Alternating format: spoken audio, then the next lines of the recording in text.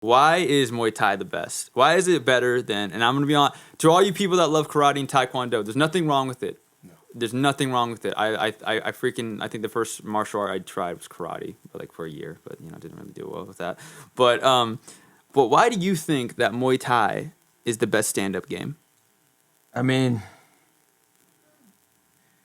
it's a personal preference, honestly. It is a personal preference. I Just feel wanna say that. nothing against karate, taekwondo.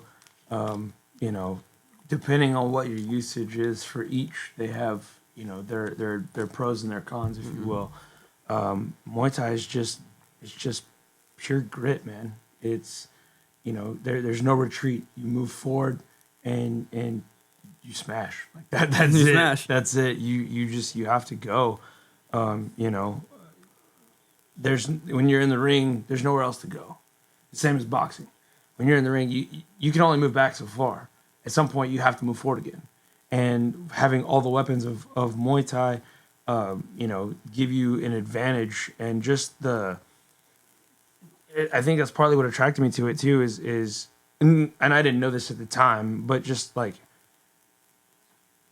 essentially how hard you have to be to do this. Like to be soft and to do Muay Thai is actually kind of impressive because like you almost can't be. Like you have to have some kind of hardness about you, whether it's your physicality, whether it's your mentality, whatever.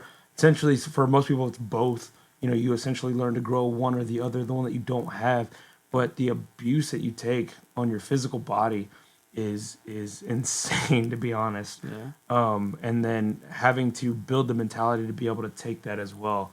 I love the challenge, and just, I'm Mexican, and from what I hear, from my understanding, Mexican boxers, they have a tendency not to move. We just like getting hit. And so I kind of feel that way about it. And for Muay Thai, there's not a whole lot of moving. You're just moving forward and you're just taking shots. Forward. And I don't recommend taking shots by any means. Please don't do that. Please don't do that. Yeah. Just a small little tap, like a jab. A jab can hurt if you like precise. Oh, absolutely. Yeah, a jab can hurt, but go on. Yeah. Yeah, no, it was just my personal preference. But like if you take it back, when you look at the Olympic style of certain sports, again, not putting even those styles down, but they have had a tendency to kind of, lack of a better word, soften up over the years. They go out more off a touch than off of physical harm. Yeah. But when you take Taekwondo back to Korea. its homeland, and you look at what it is, what was that sports science that they were doing on ESPN for a while? They were doing that. And they were comparing, kick for kick between capoeira, karate, taekwondo, Muay Thai, and I think there was one more, maybe not, I don't know. Yeah. But they were all essentially, they were super powerful. Yeah. And they were super, like the only reason Muay Thai wasn't top as far as like the kick was concerned was capoeira just had that momentum behind it. I think it was capoeira's the one that took that one, and taekwondo was also up there as well. But even his style of kick, when you watch it, it's not an Olympic style kick. It wasn't a little snap kick. No, he turned all the way into it, and he smashed that sensor. It was insane. It's just more testament to like again, a tendency in America, like what I've seen off of YouTube, which I mean, not a really credible source, but but it's just that Believe everything you see on the internet. Yeah, kids don't do that. Or I don't have any kids that listen to this anyway. I hope not. But what I see is that it's a lot of watered down, like Taekwondo and karate in America. Really, you got those Mick dojos over there.